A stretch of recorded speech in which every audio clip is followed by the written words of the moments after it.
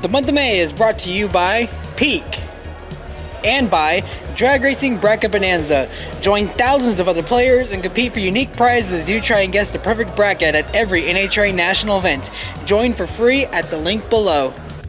The month of May has officially kicked off here at the Indianapolis Motor Speedway as we have just wrapped up Friday's action for the Sonsio Grand Prix of Indianapolis, the AMR, Carvana, Angie's List Grand Prix of Indianapolis. This is the kickoff for the month of May. This is the Indianapolis Grand Prix. The first time that we're going to see the cars, and only time this season actually ever see them go this way on the racetrack as we get set for the 108th running of the Indianapolis 500, where next Tuesday they will start going that way. We have a lot to talk about, so let's jump straight into it because we got some interviews to go over as well. Looking through the highlights of Free Practice 1, the big story is going to be the two Honda engines that let go at the beginning of the session. Graham Rahal and it was Marcus Armstrong. Graham Rahal cut the engine off because he felt something was wrong and the engine ended up having to be replaced. Marcus Armstrong was not so lucky to catch it as early, actually caught on fire when he got back to his pit box. Both engines had to be replaced. There is still no official word from Honda on what exactly happened with those engines. All we know is they're both brand new motors. Marcus Armstrong's team was looking to get about 5 races out of that engine, but never did because it didn't even really make it through one session of practice. Only rumors I've heard is that it might have been about a possible crankshaft issue. Honda did say it was an isolated incident and that they checked every other engine and they didn't find a similar issue there. Other highlights in Free Practice 1. Luca Giotto turned the most laps in Free Practice 1 at 32 laps. Herta was the fastest at the end of Free Practice 1 with Canapino fastest, Chevy in second. Theo Porcher loses power at the end of Free Practice 1. He ends up bringing the last red flag of the session. Free Practice 2, we saw a lot of cars clip in the grass and end up spinning during Free Practice 2. It was about 3 different cars that did it. Newgarden did during Free Practice 1. Pelot slid as well. Blomqvist spun in Free Practice 2, and so did Harvey, who actually brought out a red flag, if I'm correct. Lundgaard ended up the fastest in Free Practice 2, and powered the fastest Chevy in second. Canapino ended up 8th fastest, and then Marcus Armstrong rebounded to 7th, with Rahal rebounding to 9th after not being able to really complete any sort of lap within the first practice session. Kevin, you got to see all of what was going on down the racetrack. What was your highlights from the 2 first practice sessions? So definitely, I think the biggest takeaway from practice 1 was the Honda engine issues. So for those of you who have followed kind of the month of May for quite some time, they had this kind of thing happen in 2017, but that was on the oval, and it affected quite a few of the Hondas at the time. So there is a little bit of concern. Because when it happens to one car, okay, it's an isolated incident. When it happens to 2 cars of different teams, okay, now you kind of got to be a little bit worried. Now, not saying a Honda engine's a bad engine, because we know it's a very good engine, particularly around here in any direction that you go. But these things do seem to happen in batches. So definitely going into tomorrow, will this turn into an endurance race for certain engines? I wouldn't really say so when you look at it, especially in qualifying, which we'll get to here in a minute. The Hondas were pretty fast throughout all 3 or 4 rounds of qualifying, through the first rounds, through the Fast 12 and the Fast 6. They ended up scoring the pole. We'll get to that in a minute. Looking through some of the highlights, though, before we go through the full rundown, Scott McLaughlin got bumped from round 1 qualifying, the defending winner back at Barber. Canapino, who had such a promising morning. A lot of people were already looking at him as possibly being a dark horse going into tomorrow with how fast he was. He got bumped out of, I believe, the first round of the Fast 6, or if not, the Fast 12. Ericsson got bumped as well. Pietro actually advanced back to the Fast 12, and so on and so forth. The big story there as well, though, is going to be Colt Herta, who has a very poor starting position due to running out of fuel at the end of his first round qualifying. Yeah, that's just something that's almost inexcusable. No, it is inexcusable. We saw a similar incident again on the oval many years ago. 2011 yeah, Scott Dixon did it too. Yeah, both Ganassi cars. That in any way is inexcusable. Whether it was the team didn't put enough in it or the driver went 1 lap too long, either way, that's one of those things that you'd think a team of Andretti's caliber has down. Now, again, isolated incident, it happens, but it is inexcusable, especially for Colton, because this hurts him big time. Now, he won here 2 years ago in a rain race, so he knows his way around this facility very well. But it does hinder him because track position and starting position do make a big difference in this race. You can make a couple of spots, but you can't make a bunch. Absolutely, and this is one of Colton Herta's best tracks on the calendar. He was very strong here the past few years that he's been here. He's going to be starting really, really deep in the field. I believe back in the second to last row. Yes, he's going to be inside of the second to last row. Very disappointing effort for them, especially considering the fact that they're running a 1965 throwback, I believe, to Mario Andretti's first win, all the way across town at the track that we call home, Indianapolis Raceway Park. I believe that was also IndyCar's first ever road course race. So, you know, a road course doesn't get much attention anymore, has a lot of history, not only with the Andretti's, but with this series as well. So it's a very disappointing considering that the flagship car on that team is going to be starting very deep in the field and is more than likely not going to have a shot at winning this race unless a miracle is pulled off. Well, and looking at kind of the rundown as well, Andretti as a whole kind of struggled. They didn't have any car within the Fast Six. I'm actually trying to do a quick rundown here. Their highest placed car is in 14th. So there was concerns after FP2, Free Practice 2, that they were not going to have outright speed, and that kind of materialized itself. Now, again, they could surprise us in race trim tomorrow, because obviously it's a very condensed weekend, 2 practices and a qualifying, and you're only allowed to run a set of reds in practice 1, and practice 2 you're obligated to do the primary tires. So,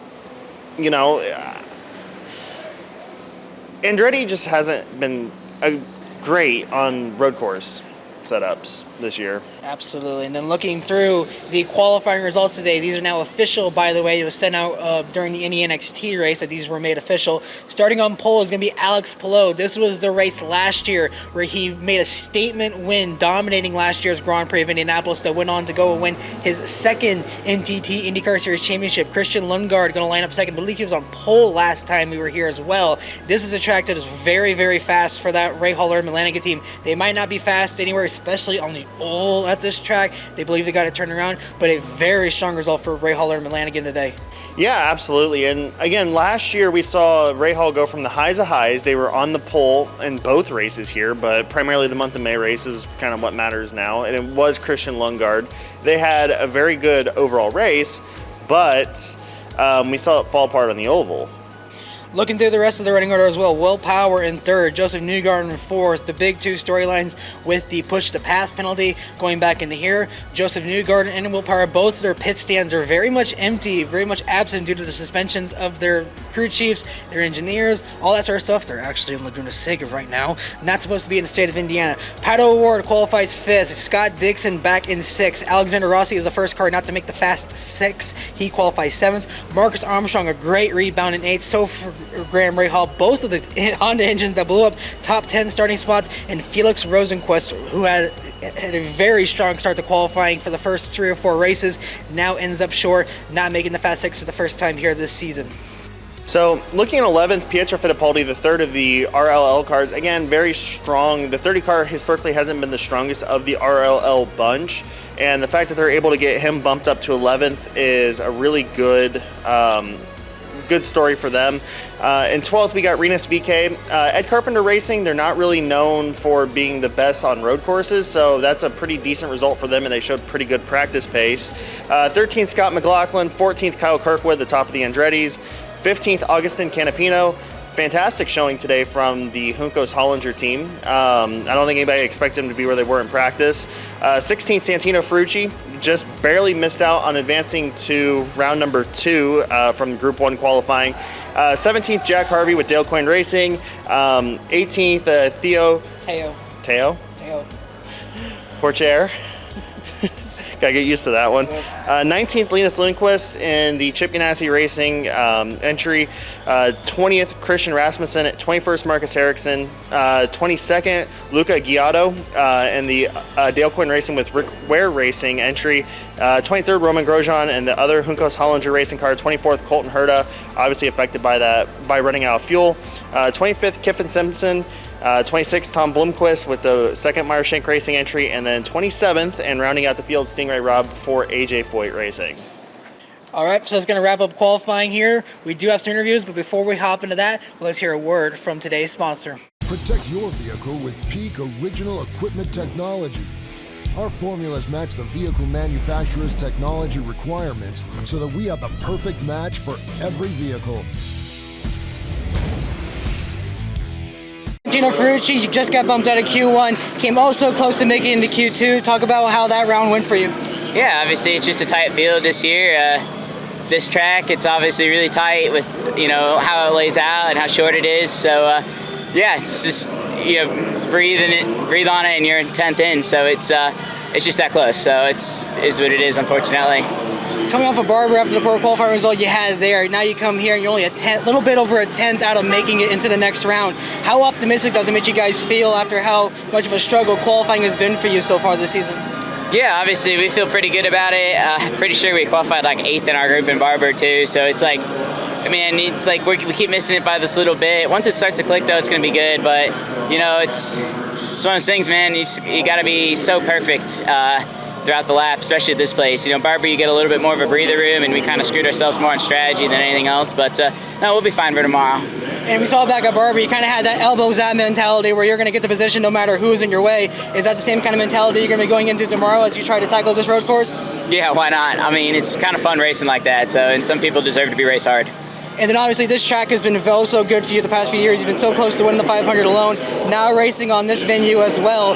How optimistic are you to go in here with how well your performances have been in the past year? Dude, I take it like every other race. I just love being here during the month. There's a lot to go still, but we'll be good. So I'm looking forward to it. All right, standing here with Felix Rosenquist. The Fast 6 magic has ended here. 3 races going in. You just fit about a 10th and a half off, if I'm correct. Take us through that Fast 12, and what was the difference that got you bumped out of the field? Yeah, we started off the day a little bit on the back foot, but I feel like we got the car into the window. We were fastest in Q1, which was promising, and then in Q2 I just made 2 mistakes. I made one mistake on my first lap, one on my second, and then we were done. And it wasn't really a good lap that I got on the board, but yeah, it happens, and I think another top 10 is really good for us. It's our worst starting position, so not too bad. And then coming into this, no good, you're good. I bet you're holding that one in. So last year you came here, you finished 5th in this race. This has been an event that has been somewhat good to you, and you're on a team that has had very good results here in the past. How optimistic are you going into tomorrow, knowing that if everything goes right, you can have a very solid result, and probably one of the first ones I think of the season after the good results and kind of the struggling races. You have a really good shot at getting a good result here. Yeah, starting top 10 is definitely promising. I think you can fight from there. You're in the game. As I said, the team has been good here in the past. I feel like it's a relatively strong track for me as well. So yeah, man, we just have to figure out which tire we want to be on. I think that's what everyone's on everyone's mind right now. How good are the reds? How good are the blacks? Yeah, like always, a bit of a question mark going into the race. The other question mark is going to be, these starts are always chaotic at this race. It's either somebody's going to get T-boned going into turn 1 or someone's going to get pile drove into turn 7. With where you're going to be starting about closer to the mid-pack in this field, what's your game strategy going to be as you take it through these first few laps to try and survive the start? I think you have to play it aggressive. It's everyone does that, so you just have to be on the same page. I think if you go passive here, you're just going to get bumped into a lot. So yeah, see if there's an opening and just try to go for it and hopefully settle in the top 10 after the first corner. And then obviously top 10 to start off the month of May in qualifying. You're going to be heading to Indianapolis 500, which you're really strong in the past few years in qualifying and the race itself. How optimistic is that, knowing that going into the month of May, you're already having such a strong start to the month of May? No, it's good. New team this year with MyShank Racing, so we'll see how the car is on the speedway. We had an open test here a couple of weeks ago, and I thought it felt good. It wasn't really a big test because it had a bunch of rain. But yeah, I think Elio won here a few years ago, so I think we have a good baseline to build on. Did you wish he got his chassis last year, right, for this year? Sorry? Did you wish he got his chassis that he won with for this year? I don't really care too much about the chassis. I think Tom has it, actually. But no, it's, end of the day, they're all the same. This is a track where, while you guys might have struggled at other places, this place, in this circuit particularly, you guys have had very strong results, not only in qualifying, but with the race within the last few years. With how much of a streak you guys have been going on coming into this circuit, how much of an optimistic does that put you guys in to try and have a really good result and possibly score that win tomorrow? Well, in our minds, there's only one objective, and that's to win the race tomorrow. When we found out that the August race wasn't happening, we knew that one of our stronger races were taken off the calendar. Last year we swept both poles across the team, and the car is faster, but we we need to be better on race day. We've had 2 poles last year, but only 1 podium, which wasn't a win. So it's pretty clear for us what we need to do tomorrow. Let's go to Nate and Bruce. Nate, go ahead. Alex, you won this race by nearly 17 seconds last year, and that kicked off 4 wins in 5 races and pretty much the dominant championship run. Did you kind of have a special feeling come out of this race last year? I mean, do you look at it as this kind of kicked off your title last year? Yes and no. It helps, but I don't think that suddenly changes how you go for the next couple of races. Like, otherwise we would see that a lot more often. We would see, I don't know, McLaughlin now dominating, and he's good, but he's not like dominating now. So we just had an amazing amount of work by the whole team that allowed me to have the best car every single weekend last year, so much in a row, and we executed. We were lucky at some moments, and we took advantage of it. So, but it helps. Momentum always helps mentally. If you're in the fence of, like, I don't know, doing a good overtake or a bad overtake, you're probably going to do a good one. And same goes for laps when it comes down to like really high pressure moments. But yeah, we take it always one race and one session at a time. All right, that's going to wrap it up here for day 1 of the month of May. We have a lot to look forward to tomorrow with the Sonsio Grand Prix of Indianapolis. Kevin, early picks for the race tomorrow. It's going to be very hard to bet against the defending winner, Alex Palou. The dominant performance that he had last year, and he wasn't even on pole. I don't even think he started in the first 2 rows. So when you give him a clean track ahead in a race that he won by over 20 seconds last year, it's hard to bet against them. I'm going to have to agree with that as well. Very strong showing from him last year, and an even stronger showing let me see that again, looking at the qualifying results. You're talking about a 109.004 to an 09.21. He's almost a tenth ahead of the next closest car. That's how fast that Chip Ganassi Racing team is. But you can't really count out Christian Lundgaard, especially with how crazy these starts are, especially with how chaotic these races can be and the pit strategy that gets involved with it. This is a race that could very easily fall into Ray Hallerman Lanigan's hands. Correct, and if you look back at the last 2 times we've been on the IMS road course, so the 2 races from last year, and if I remember correctly, first and second was a Ganassi car, second place was a Ray Hall Letterman car. So it seems there is a ongoing theme here, and usually there's a Team Penske car not too far behind, and usually it's Will Power because he has had this place under his thumb for many a years now at this point. All right. Well, that's going to wrap up our video here today. Again, thank you to our sponsors, Peak and Drag Racing Bracket Bonanza. Be sure to go support them down below. And of course, like I always say, if you love the content that we're providing for you with the on-track action, with the interviews, with the inside analysis, then be sure to subscribe today. Be sure to like the video, comment down below, and share the video with everybody you know, so that way everybody can get involved not only with the world of drag racing, but of course, the 108th running of the Indianapolis 500. Be sure to follow us on social media pages down below. Mighty Mac 03 on Twitter, Instagram, Facebook, Threads, TikTok, all of it. And once again, be sure to subscribe and show your love for the channel, as well as the people who supported us to help us get here today. And until Saturday for the Sonsio Grand Prix of Indianapolis, this has been Mighty Mac, and we will see you next time.